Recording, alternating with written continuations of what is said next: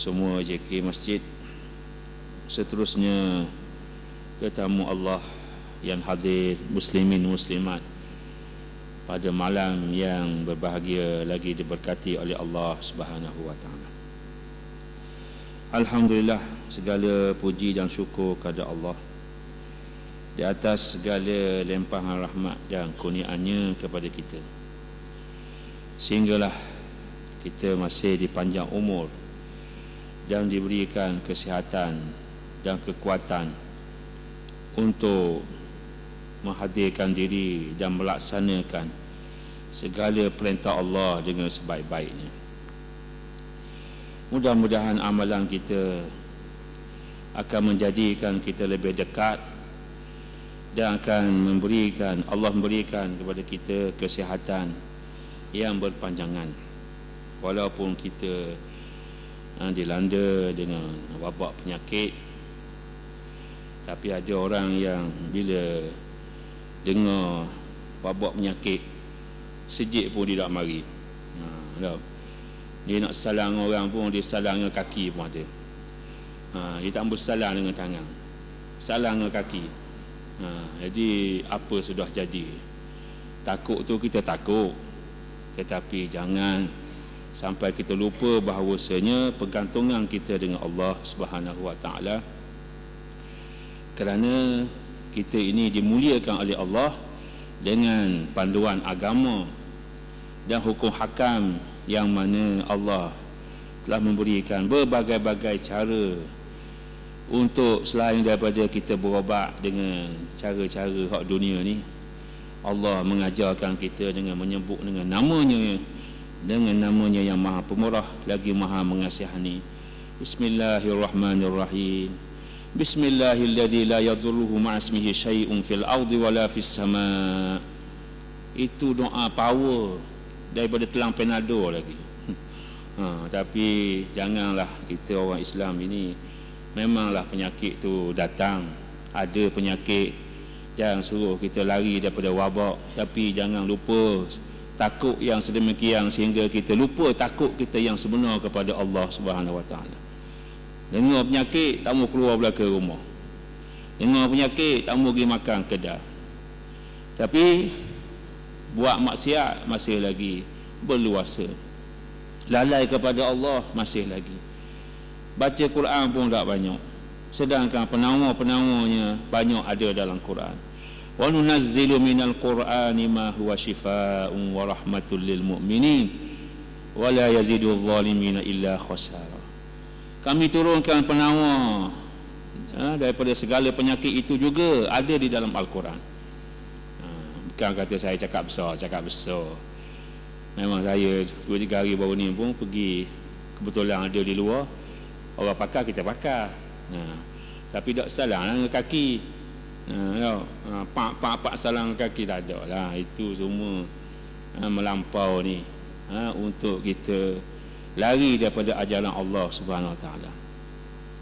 Betul lah, mungkin kalau ada kata bersalang itu boleh menyebabkan kuman. Tengok juga kalau orang tu ada penyakit, ataupun bersalaman dengan orang yang datang daripada negara yang penyakit. Tetapi kita kena ingat juga dengan salam itu, Nabi kata bila kamu hulurkan salam antara kamu itu tanda satu ikatan yang kuat daripada persalaman itu untuk kita menjadi sesama kita ni sebagai seorang yang teguh dan kuat dalam talian silaturahim. Kita kena ingat begitu. Dia mudah-mudahanlah janganlah sabar sangat. Betul lah, dunia kita pergi ada masalah lah sekarang ni. Kalau pergi jalan-jalan ada masalah tu. Kalau ada apa sihat memang susah. Kita kalau pergi luar, di negara-negara, dia tengok negara yang wabaknya lebih daripada 50 tahun ke atas, dia tahan sekejap. Dia kalau masa tu demam batuk memang kena tahan lah. Jadi itu ujian lah daripada Allah Subhanahu wa taala kepada kita. Tapi jangan sampai tak jadi kerja buat kita ni. Fikir sebab itu hak makhluk daripada Allah juga, Tuhan yang buat. Dan Tuhan datangkan itu bukan saja untuk memberi ingatan dan peringatan kepada kita supaya mungkin selama ni banyak orang yang lalai kepada Allah, bukan saja di negara China saja, tempat kita pun ramai orang yang lalai kepada Allah. Maka Allah suruh kita membuat pergantungan yang kuat dengan Allah melalui ibadah dan solat berjemaah. Ni orang takut sembahyang jemaah sebab apa? Dia kata duduk dekat bahaya. Lepas gitu semua tau. Tidur seorang rumah. Tahu, buat bilik seorang suku. Anak sutir, kita sutir, bini sutir. Buat apa? Tak boleh tidur ramai-ramai. Itu mudah-mudahan kita ambil perhatian. Langkah penjagaan pun ambil, bukan kata tak boleh ambil. Al-wiqayatu khairum minal ilaj. Kena ambil jalan yang mana boleh mencegah daripadanya. Tetapi jangan pergantungan kita 100% dengan melupai pergantungan kita dengan Allah Subhanahu Wa Taala. Tuan-tuan dan puan-puan, malam ni kita sambung lagi pelajaran kita berkaitan dengan taubat ni. Taubat ni. Duk takut kepada corona. Taubat tak sekarang.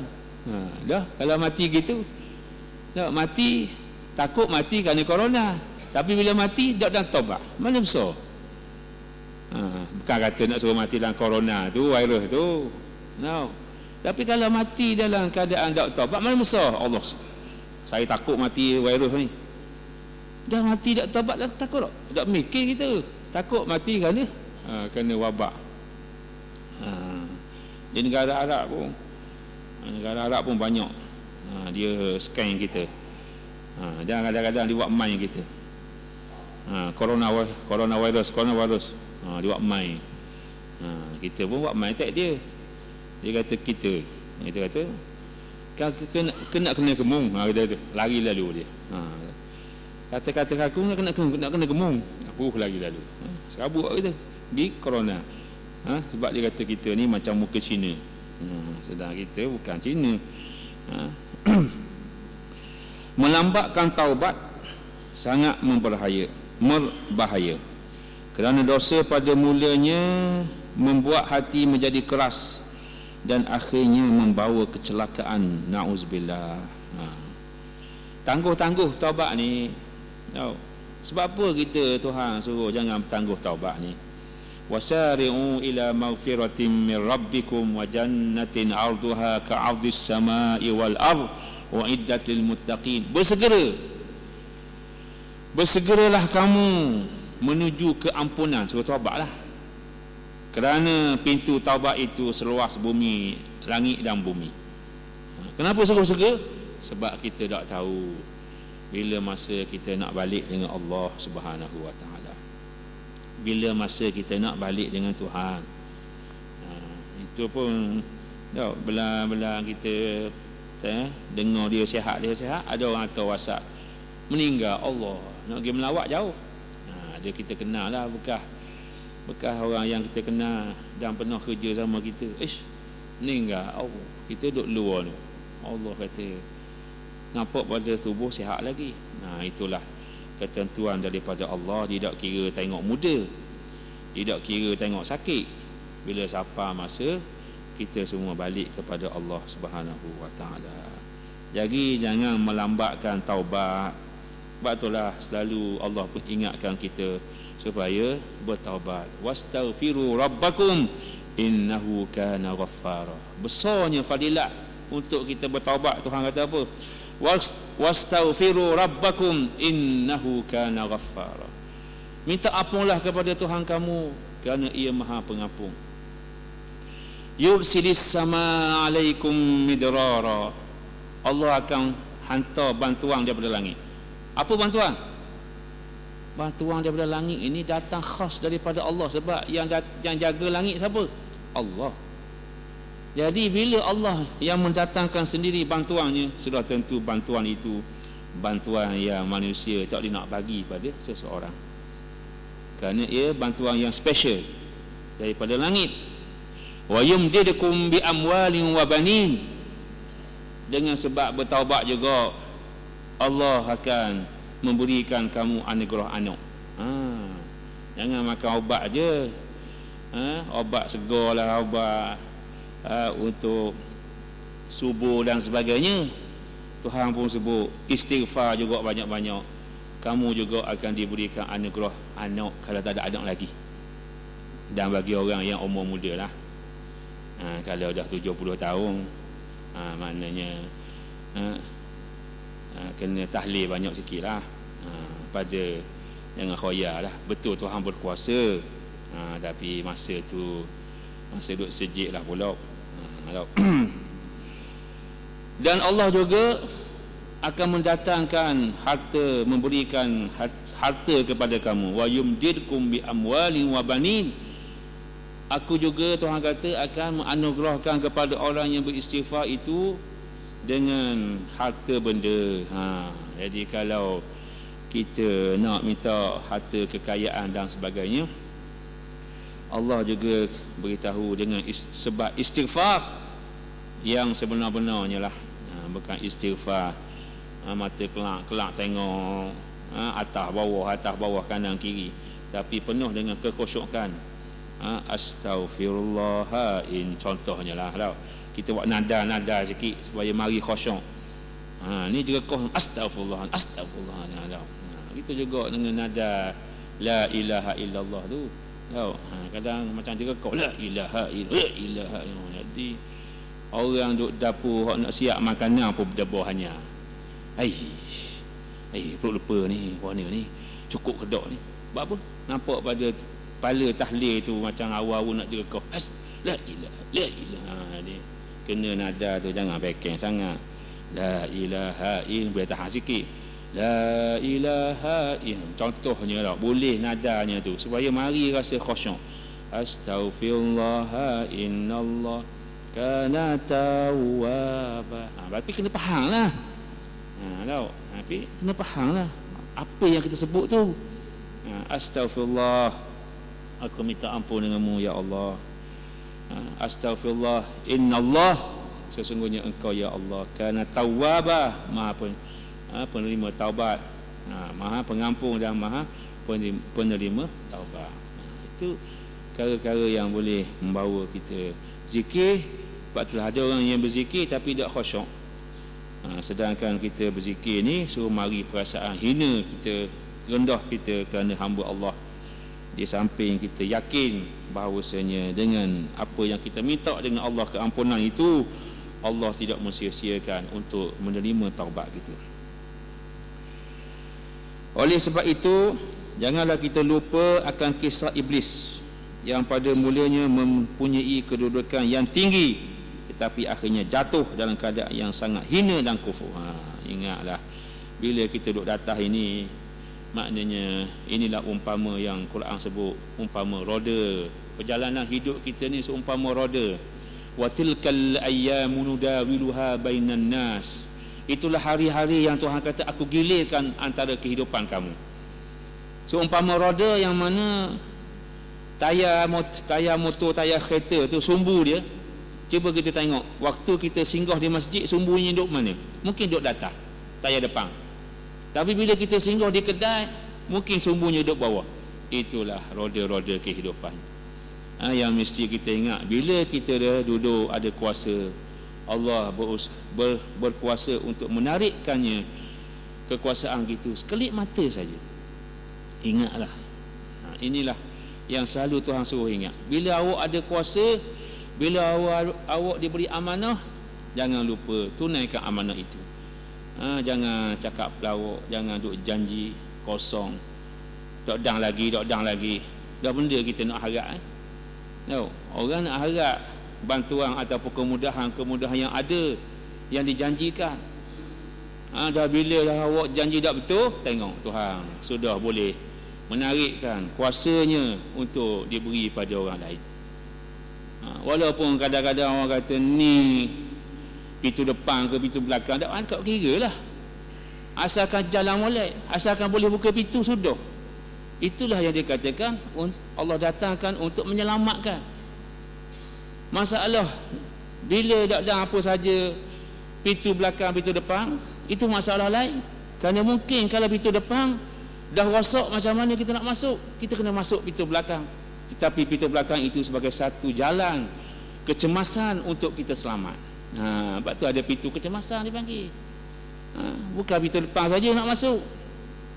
Itu waktu molek, awak boleh masuk pintu depan. Tapi bila dah pintu tutup, orang akan usahakan masuk pintu belakang. Itu adab dia dah. Ini semuanya menjadikan orang yang beriman ini memikir bahawasanya kita ni bila ada sesuatu nikmat daripada Allah, jangan lupa Allah sekelip mata saja boleh menariknya daripada kita. Macam kita sihat lah juga. Hari ni sihat, balik rumah belum tentu lagi, mungkin lelah pula dan sebagainya. Sekarang balik rumah boleh tidur nyenyak, esok apa yang berlaku wallahu alam. Ma tadri nafsum madza taksibu ghadan wa ma tadri nafsum bi ayyi ardin tamut. Tuhan kata apa? Kamu tak tahu apa yang akan berlaku besok hari. Esok hari ni hari Khamis. Minggu lepas hari Khamis lah. Tapi hari Khamisnya itu ceritanya lain-lain. Hari Khamis lepas, saya pun tak ada sini hari Khamis lepas. Ini hari Khamis lah ni, buat garik ni. Masuk garik hari Khamis lah. Tak ada sini. Tapi sini hari ni saya ada sini. Masya-Allah. Minggu depan wallahu alam. Kita boleh duduk atas tanah, jerit atas tanah. Mungkin minggu depan duduk dalam tanah pula. Ini duduk atas tanah ni, duduk pijak atas tanah, duduk bergerak atas tanah. Satu hari mungkin minggu depan kita tak tahu, mungkin hari itu sudah kita duduk dalam tanah dah. Harinya cerita lain, kisahnya pun sudah lain, dan keadaannya pun sudah semestinya lain. Bila duduk dalam tanah, tak ada dah bangunan-bangunan, tidak ada dah apa-apa saja yang ada nikmat atas dunia hari ini. Kita semua yang ada dalam tanah mengharapkan kesian belah daripada Allah untuk kita selamat dalam kehidupan di hari akhirat. Akhirnya iblis jatuh dalam keadaan yang sangat hina dan kufur. Kenapa? Kerana dia sombong. Kerana dia rasa dia boleh kekal duduk dalam syurga. Setelah Allah suruh dia sujud kepada Nabi Adam, lalu dia kata, qala ana khairum min khalaqtani min narin wa khalaqtahu min tin. Ya Allah, aku kan lebih mulia daripada Adam. Adam kan daripada tanah, aku daripada api. Macam mana orang yang dicipta daripada api nak sujud pada Adam yang diciptakan daripada tanah yang hina? Lalu Allah menghalaunya daripada syurga. Qala khruj minha mad'uman madhura. Keluarlah kamu daripada syurga ini. Tetapi iblis dengan rasa sombong lagi, dia minta kepada Allah sekejap. Sebab apa?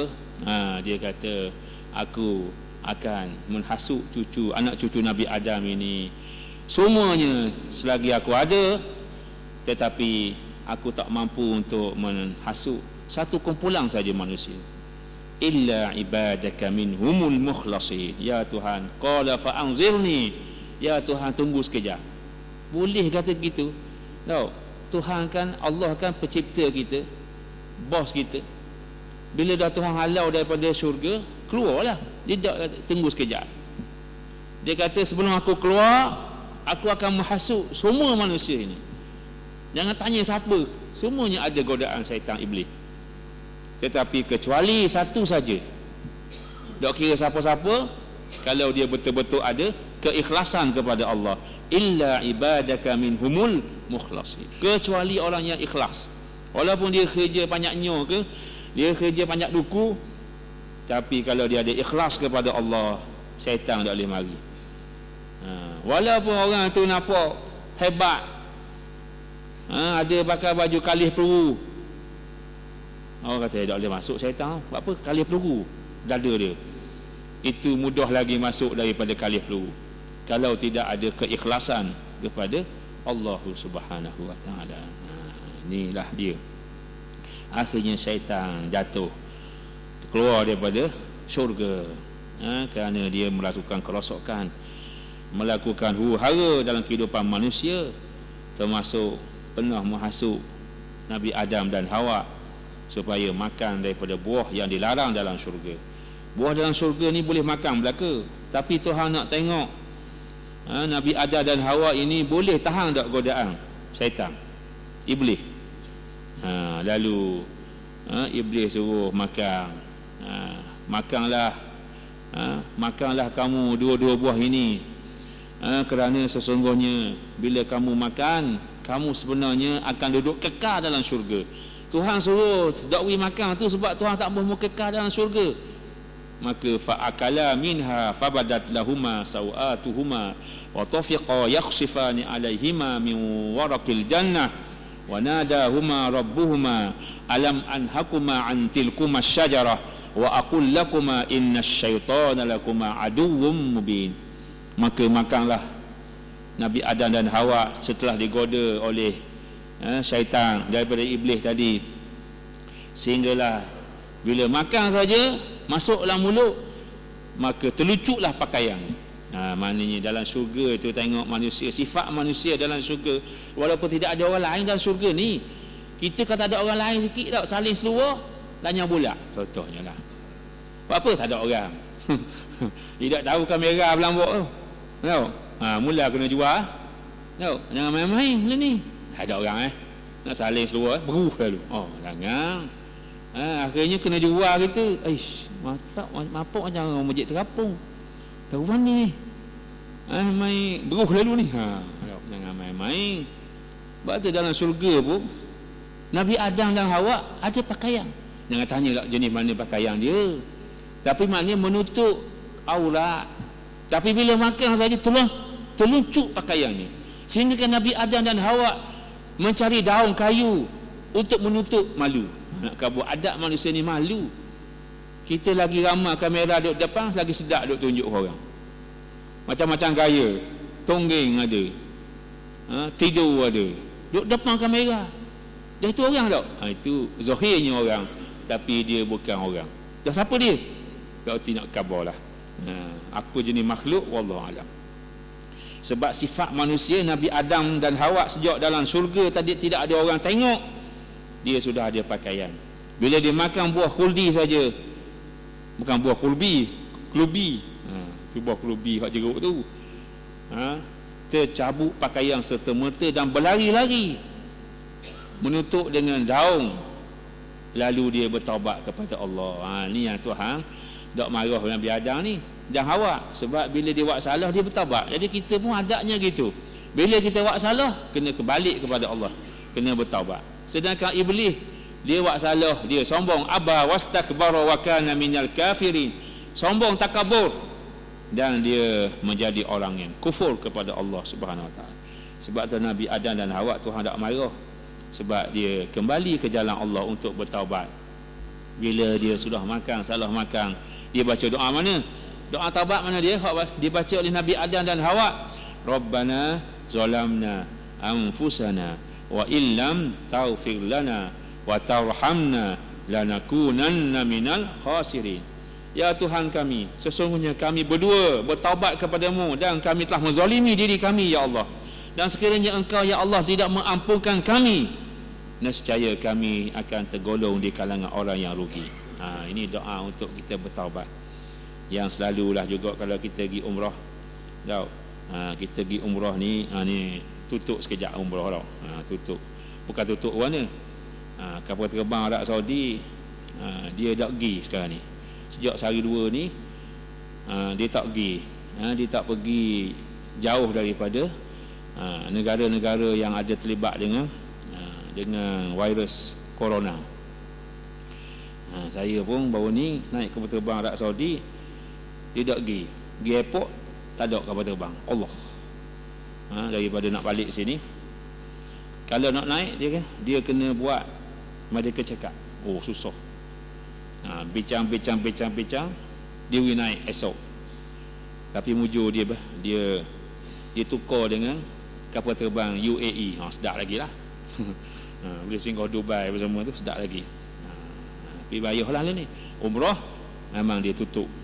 Ini ujian juga. Ini ujian belaka lah ni. Macam-macam orang kena ujian sekarang ni. Tahu? Orang yang buat umrah pula, orang yang kena travel pula. Ini kan senang ni. Allah. Sebab hotel biasa burn. Sebab hotel orang Arab ni dia dah, yang penting dah orang dah bayar dah, payah nak kira lah. Tapi kalau penerbangan mungkin boleh hijah. Ini sebahagian daripada orang yang buat kerja dalam urusan umrah. Inilah ruginya. Itulah ujian juga pada mereka, bukan ujian sikit-sikit ni, banyak, terutama dalam bahagian hotel. Kapal terbang dia boleh ajah lagi.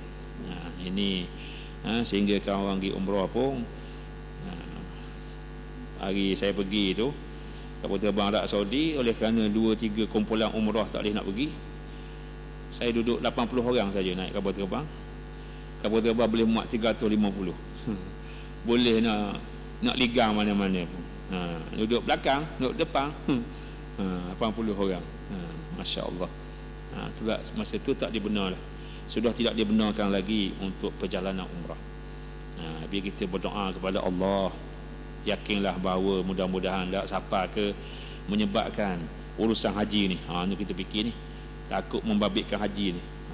Masya Allah. Tapi kalau betul memang tak boleh nak tu juga, nak orang ni jangan marah lah.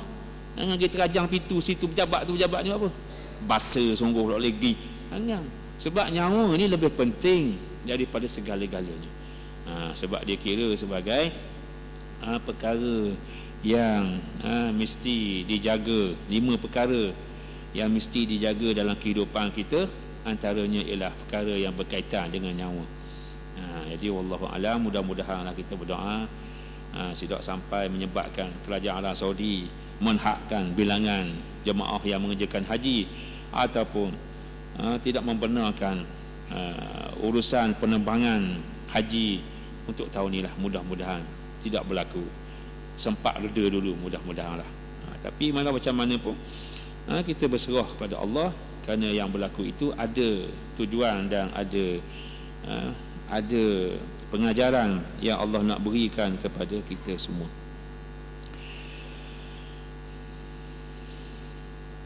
Demikian juga dengan apa yang dialami oleh Bal'am bin Ba'ura, yang tergoda dengan harta benda kerana disuruh mendoakan kecelakaan untuk Nabi. Zaman Nabi Musa AS, ada seorang lelaki namanya Bal'am, yang mana dia ni orang suruh dia berdoa, untuk mendoakan kecelakaan untuk Nabi Musa AS. Dia nak lawan Nabi. Kita ni jangan lawan orang yang dekat dengan Allah, para ulama, orang alim, tok wali. Jangan buat main-main ke dia.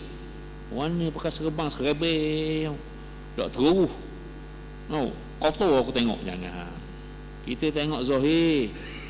Jangan kita, kalau tak kenal kita jangan hina orang. Kerana kadang-kadang orang yang dihina itu lebih dekatnya dengan Allah Subhanahu Wa Taala. Kalau tak kenal, kita senyap, siapa ni? Orang tak betul ni. Bahan lalu orang. Kita duduk sejik. Jangan. Macam kita keluar sejik waktu subuh kita ada. Bila kita keluar waktu subuh masjid, kita lah tengok orang lalu depan sejik pakai jubah juga. Kita pun derah lalu hukum. Nampak pada pakai jubah sabit. Mayang subuh dah ni. Kawan tu mayang dah di surau yang cepat sikit buat. Sudah awal lalu kat sejid kita. Bahan lalu. Itu sebab kita tak berhati-hati tau. Dah tahu dah tengok pakai jubah ni, tak kenal pula. Mungkinlah mungkin ada perasaan baik, husnuzan. Itu yang sebenarnya. Kalau ada begitu, insya-Allah kita tak sewenang-wenangnya untuk mengatakan kepada orang. Sebab tu kalau tuan-tuan berada di negara Mesir lah. Negara Mesir ni antara negara yang sampai ke hari ni dia duduk dalam keadaan berhati-hati, sebab dia masih lagi berada dalam ancaman keselamatan. Kadang-kadang kita tengok tukang cuci kasut, jangan kita hina dia. Cuci kasut, kadang-kadang dia dipanggil mabahis, itulah pengintik, ataupun dia panggil itulah pengintik lah. Apa dia panggil pengintik? Dia buat basuh kasut baru ni sekali, basuh kasut. Kita kata dah, jangan main-main Mesir ni, berhati-hati. Dia cakap gitu, mana nak mahal. Dia saja tengok kita je. Dia Mesir ni dia ada tukang cuci kasut yang mana dia tawar, mari cuci kasut dengan aku. Dalam bagilah RM2 dia. Dalam samah je duit kita. RM2 dia nak RM5, RM2.50 lebih kurang. Ada orang belabel mahal. Saya pun pergi kat dia, tak mahal kita tu. Bagus mu macam ke tahu je aku. Dia kata apa? Dia pun tunjuk kat Mabahis Dauli, tahu? Maknanya mata-mata gelap dunia, peringkat international. Mana kalau orang ni biasanya dia boleh bercakap bahasa Israel, boleh bercakap bahasa orang putih, dia boleh bercakap bahasa Inggeris. Kita pengalaman duduk ni kita tahu penuh. Sekali dalam bahasa saya belajar dulu, dalam bah ada orang curi. Waktu turun bah. Dia turun bah Mesir ni tak jangan laju sebab dia suruh kita turun sebelum bah berhenti. Dia tak boleh 100%. Berit sikit je pun turun. Nocak kita. Mula-mula tak pandai lagi, dah lama pasal. Jadi bila begitu, kau pergi kejarnya pakai jubah. Pakai orang Arab macam Badui kejar. Dia pun tahan bah. Dia bawa naik orang tu. Garidah. Kau curi kena garidah. Dia pun kata, "Saya duit siapa ni?" Tadi duduk lampang ngokong gitu je. Oh, rupanya tengok. Itulah. Nak kabarnya pengajaran kita kalau duduk tak kenal orang, jangan kita buat gong. Sebab kadang-kadang dia tu merupakan orang yang lebih hebat daripada kita, dan kita kalau kena molek bahan nyakit kita. Iaitulah kita kena sumbat dalam penjara. Yang main-main. Itu negara Mesir, negara yang tak boleh kita buat lebih kurang. Kerana seluruh kawasan di Mesir itu ada ditugaskan mata-mata gelap untuk mengawal. Di kawasan rumah Terengganu, rumah pelajar, di student, di kawasan penempatan di Mesir itu, dia ada seorang duduk bawah pokok. Kerja dia mencatat siapa mari hari ni, ada orang pergi marah dia, "Apa pun duduk pokok ni?" Kita tahu dah jangan marah, bukan saja ni.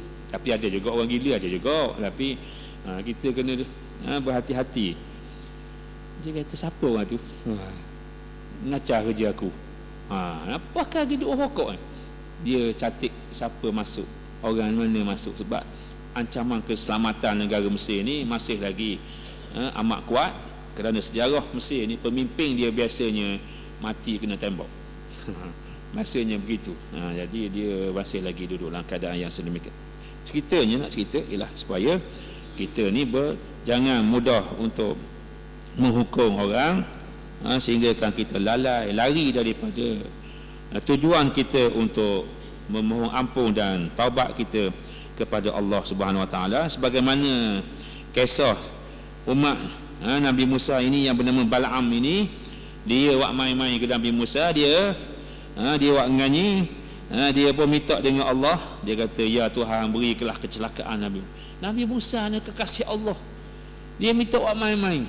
Akhirnya dia sendiri yang menemui kecelakaan dan kerugian yang besar. Allah hina dia, dan Allah jadikan dia kena penyakit, yang mana penyakit itu menyebabkan orang hina dia, orang jauh daripada dia. Sebab apa? Dia cuba nak membuat sesuatu kepada kekasih Allah Subhanahu Wa Taala. Akhirnya dia sendiri yang kena bala yang didatangkan oleh Allah kepadanya. Kita harus sedar dan bersungguh-sungguh dalam beramal. Mudah-mudahan kita dapat melepaskan akar-akar israr yang bersarang di dalam hati dan dapat membersihkan hati dari segala dosa. Kita harus sedar dan bersungguh-sungguh untuk beramal supaya dapat melepaskan akar-akar tunjang ni, masih bergerak dalam tubuh kita, yang berkaitan dengan hati, supaya dia menjadi bersih. Nak bersih hak ni, dia tak boleh nak cuci masuk beruh sendiri daripada mulut kau, cuci popok tak boleh. Hak dalam ni dia kena belah. Dia kena perubatan hak yang Bukan hak biasa-biasa ni, nak bersih hak dalam ni. Sebab itulah bila sakit hak dalam ini parok lah tu. Bila sakit sikit-sikit itu mudah je minyak gamak, minyak afiat, tu hak luar. Tapi bila dalam ini parok. Sebagaimana penyakit bila masuk dalam nak belah jantung, tak boleh belah. Tapi saya ada tengok tahu, ada lori ke kereta tahu, pakar tobik jantung. Kata hebat dia. Siapa kereta tulis gitu, pakar sakit buah pinggang, dia kereta kata doktor benda gini ni tahu. Allah kata belah lagu mana ni, belah cara batin. Masalah hak belah-belah gini pun hati-hati juga. Dunia zaman moden, dunia zaman moden penuh. Waris saya pergi ke sebuah negeri, katanya nak buang batu karang tahu, nak buang batu karang, dia baca kejam mata pa dia wak nguru pak wak tubik batu, bukan batu karang, batu jalang. Kawan tu suka marah hanya apa mu suka ni batu karang mu, dia pun tak nak mikir, dia beson ni batu macam batu minyak tar tu boleh masuk dalam ni wak tubik senang-senang senada. Dia kata susah nak mikir. Dia kata hilang lah hancur. Hak hancur hak ni hak tu biar besar ni. Dia pun sipang. Kita pun tengok sama batu jalang ni. Lepas 2 bulan sakit semula. Duit pengerah lagi, pelicing lagi, macam-macam duit. Ini juga kadang-kadang dunia hari ni berhati-hatilah. Sebab hak doktor main belah batin-batin ni tengok jugalah. Sebab bukan senang Allah nak wi orang tu mustajab ni dengan belah-belah batin ni, kena tengok orang juga. Ni minyak baju dak pakai, peluh jeruk, tiba-tiba boleh belah batin. Allah, belah batin lagu mana. Tengok orang juga. Tuhan tak buat saja orang-orang ni. Tahu main rambut panjang, kata tekok, kata hak yang kata basikal tekok ni. Tok pemoran dia gini. Tahu. Ini semua perlu kepada penilaian dan perhatian kita. Yang penting dalam kitab kita ni suruh malam ni suruh bersegera bertaubat supaya Allah terimakan amalan kita daripada dosa-dosa yang dibuat. InsyaAllah panjang umur. Kalau tak ada apa-apa sambung lagi minggu depan insya-Allah. Yang baik daripada Allah, yang salah silap itu kekurangan diri saya. Aqulu qauli hadza astaghfirullah li wa lakum. Wassalamualaikum warahmatullahi wabarakatuh.